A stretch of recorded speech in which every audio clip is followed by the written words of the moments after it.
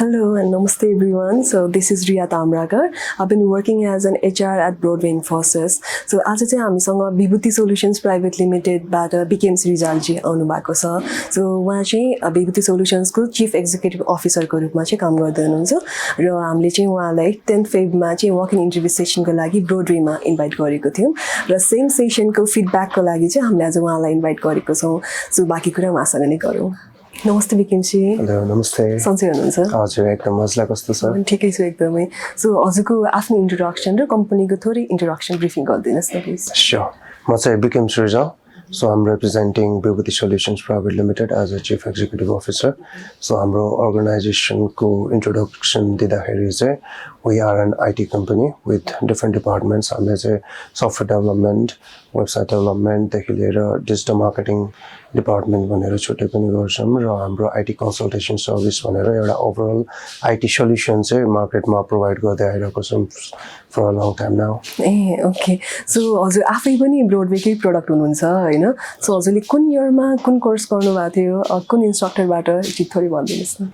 Sure. So मैले चाहिँ I guess 2022 मा चाहिँ Flutter Framework त्यति बेला we were doing mobile application development र म आफै पनि एउटा level of confidence gain गर्नको लागि चाहिँ यसो रिसर्च गर्दाखेरि Broadway is obviously एउटा outstanding organization, training providers in Nepal. So मैले नि यहाँनिर गरेको थिएँ र सो यही कम्पनीमा हजुरले ट्रेनिङ लिनु भएको थियो एन्ड यही कम्पनीमा एज अ डिफ्रेन्ट अर्गनाइजेसनको सिइओ भएर हैन एज अ इन्टरभ्यू सेसनहरुमा आउन पाइराख्नु भएको छ. सो कस्तो लागिरहेको छ हजुरलाई? obviously. So the यहीँको स्टुडेन्ट भएर यहीँनिर एज अ रिक्रुटर भएर आउँदाखेरि it was a एउटा nostalgic feeling भन्ने के भन्ने. So म यहीँको स्टुडेन्ट भएर पनि मलाई एउटा एक्सपेक्टेसन चाहिँ towards a student. I knew that they would be good, obviously, because हामीले एउटा level of लास्टमा प्रोजेक्टहरु पनि प्रोजेक्ट बेस्ड असाइनमेन्टहरु गरेर हामीले ट्रेनिङ लिएको हुन्छौं र त्यही एक्सपेक्टेसन वाइज चाहिँ so pretty good students were there.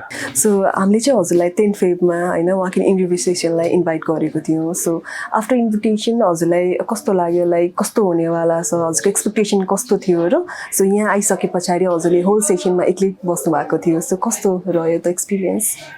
Overall it was a fruitful experience, obviously. So expectation चाहिँ मेरो obviously it was like ekdam energy, full energy my students who are ready to be in market. So सबैजना skilled, एउटा level of skill gain गरेर उहाँहरु चाहिँ एउटा full energy मा चाहिँ त्यही field मा चाहिँ आफूलाई प्रुभ गर्न खोज्नु भइराको स्टुडेन्ट्सहरुमा एक्सपेक्टेसन थियो. So obviously as expected हाम्रो स्टुडेन्टहरु पनि there were lots of students. So obviously in a day it was like 80 or more, so from a different age group, not just one. So हेर्दै गर्दाखेरि जस्तै एकदम over 40 people are पनि they are learning new skills, still in market. So in Broadway, through Broadway obviously, so सबैजनाले they are learning new things now.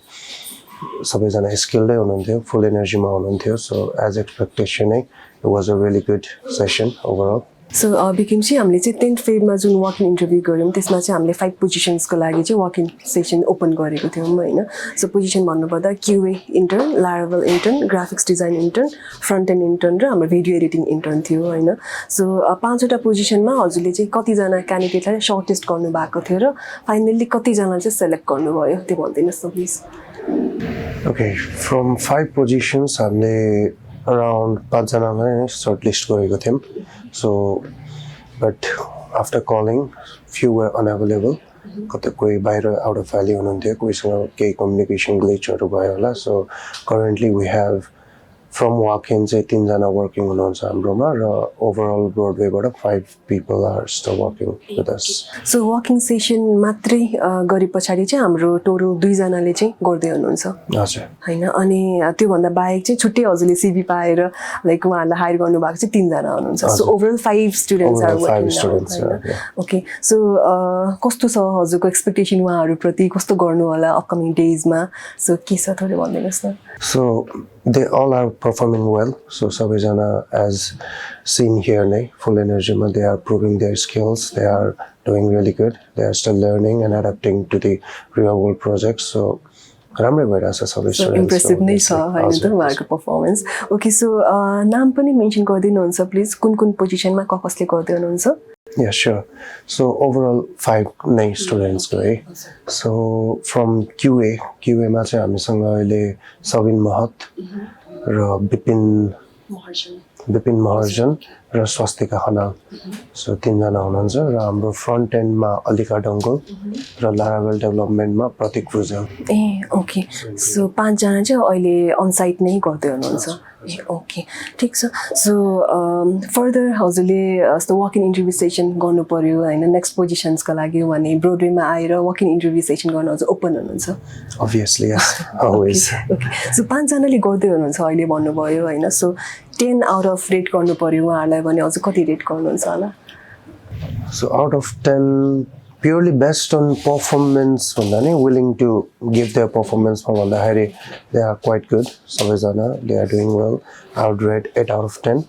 So obviously they are learning still, they are learning phase mein also. So overall performance vandani willingness to learn or willingness to give ma chahi मैले rate गरे out of 10 8 भनेर ए okay हस् thank you त्यसको लागि चाहिँ है so walk in interview सेसनकै कुरा गरौँ फेरि होइन सो हजुरले थुप्रै स्टुडेन्ट्स भेट्नु भएको थियो त्यो दिनमा होइन सो सबै स्टुडेन्ट्समा यस्तो कमन विकनेस र स्ट्रेन्थ्सको पार्ट चाहिँ के थियो होला ओके सबै स्टुडेन्ट्समा स्ट्रेन्थ्स भनेको obviously they all had completed projects यहाँनिर सो त्यो भइसकेपछि एउटा लेभल अफ कन्फिडेन्स उहाँहरूमा देखिएकै थियो बट अभियसली कन्फिडेन्ससँगै अब almost lacking overall not just here सबै स्टुडेन्टमा भनेको एउटा सेल्फ रिसर्चहरू पनि हुन्छन् बट स्टिल त्यस्तो विकनेसै भनेर त अब obviously they are all learning still त्यस्तो विकनेस चाहिँ आइडेन्टिफाई चाहिँ गर्न मिल्दैन स्ट्रेन्थमा अभियसली दे अल ह्याड त्यो willingness to learn willingness to prove भन्ने कुराहरू चाहिँ सबैमा थियो ए ओके ठिक छ सो अब स्टुडेन्टलाई नै सजेसन दिनु पर्यो भने होइन जति पनि हजुरले भेट्नु भएको थियो अर अहिले त्यता हुनुहुन्छ सो ओभरअल हामीलाई अहिले जति पनि स्टुडेन्टले हेरिराख्नु भएको छ उहाँहरूलाई यस्तो इम्प्रुभमेन्ट्सको पार्टमा सजेसन दिनु पर्यो भने चाहिँ हजुर के भन्नुहुन्छ ओके इम्प्रुभमेन्ट्सको पार्टमा सजेसन दिँदाखेरि चाहिँ अभियसली एउटा जुन हामीले सिकाइरहेको अरू जुन ट्युटरिङ पाइरहेको हुन्छौँ त्यो बाहेक बियोन्डमा पनि गएर एउटा लेभल अफ रिसर्चहरू चाहिँ उहाँहरूले गर्दै गर्नुपर्ने हुन्छ सो अभियसली यहाँनिर हाम्रो स्टुडेन्ट्सहरू चाहिँ more of dependent on internship more of dependent in training इन्स्टिट्युट्सहरू भन्दा पनि सेल्फ एक्सप्लोरेसनहरू पनि गर्नुपर्ने हुन्छ त्यति नै भनौँ न सो जस्तो ब्रोडवेले यस्तो walk in interview session conduct गर्नुभयो होइन सो योभन्दा अगाडि हजुरले कति यस्तो सेसन अटेन्ड गर्नुभएको थियो छैन है सो अब हाम्रो पार्टमा कुरा गर्दाखेरि चाहिँ कस्तो भयो सेसन हामीले कसरी कन्डक्ट गऱ्यौँ होइन सो कतिको इफेक्टिभ भयो इफिसियन्ट भयो हजुरको लागि प्लस हाम्रो स्टुडेन्टको लागि सो हजुरको त्यसमा के छ ओपिनियन इफ केही छ फिडब्याक्सको पार्टमा भने हजुरले भन्न सक्नुहुन्छ नि so obviously it was a good session र जुन ब्रोडवेले अहिले यो डिफरेन्टै छ आई थिङ्क यस्तो धेरै कमन छैन so it is a different thing र इट्स अ न्यू जुन वक इन इन्टरभ्यू भनेर it is obviously fruitful for both students and recruiters दुवैजनाको लागि एकदमै फ्रुटफुल सेसन हो जस्तो लाग्यो मलाई चाहिँ सो फर स्टुडेन्ट्स पनि एउटा रिकरिङ अपर्च्युनिटिजहरू पाइराख्नु जुन यहीँ आएर एउटै जुन ठाउँमा सिक्यो उहाँहरूले स्किल गेन गर्नुभयो त्यहीँ आएर इन्टरभ्यूहरू दिँदाखेरि दे हेभ द्याट कन्फिडेन्स एउटा लेभल अफ त्यो अनि मल्टिपल सेसन्सहरू इन्टरटेन गर्दै जाँदाखेरि चाहिँ अब they get to learn new things obviously they were asking feedbacks so के भन्नुपर्छ कस्तो कस्तो हुनुपर्छ भन्ने कुराहरूमा it is fruitful for student side र इक्वल्ली यता हाम्रो रिक्रुटमेन्टमा हेर्दाखेरि पनि it was really fruitful as अहिले मार्केटमा चाहिँ फ्रेसर लेभलमा जाँदाखेरि जुन एउटा मिसकन्सेप्सन छ